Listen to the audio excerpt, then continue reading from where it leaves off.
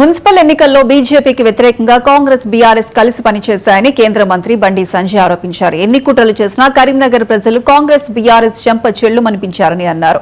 CM స్థాయి వ్యక్తులు కరీంనగర్ కార్పొరేషన్లో కుట్రలు చేశారని, సభ్యులకు బ్లాంక్ చెక్కులు, కార్లు ఆఫర్ చేశారని ఆరోపించారు. కాంగ్రెస్ పెద్దలు, బీఆర్ఎస్ పెద్దలు ఈ కుట్రలో భాగమయ్యారని మండిపడ్డారు.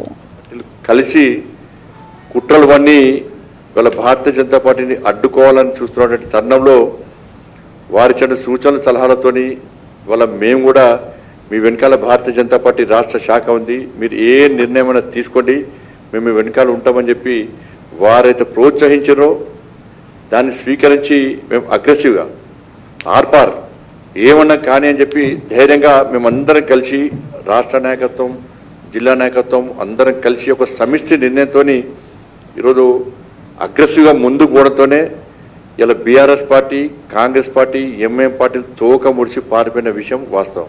ఇలా బీఆర్ఎస్ పార్టీ బరిదగించి కాంగ్రెస్ పార్టీతో కుమ్మక్కవడం, రాష్ట్ర ముఖ్యమంత్రి స్థాయి వ్యక్తి కూడా ఇవాళ కుట్రలు కుతంత్రాలతో బీఆర్ఎస్ పార్టీతో కుమ్మక్కై బీఆర్ఎస్ పార్టీ నాయకులతో మంతనాలు జరిపి బ్లాంక్ చెక్లు ఇచ్చి ఎన్ని కోట్లంటే అన్ని కోట్లు, కియా కార్లు ఆఫర్లు ఇచ్చి మేయర్ వాళ్లకు, డిప్యూటీ మేయర్ వీళ్ళకని చెప్పి ఒప్పందాలు కుదుర్చుకున్న సందర్భంలో బీఆర్ఎస్ పార్టీ అగ్రనాయకత్వం చెంప చెల్లుమనే విధంగా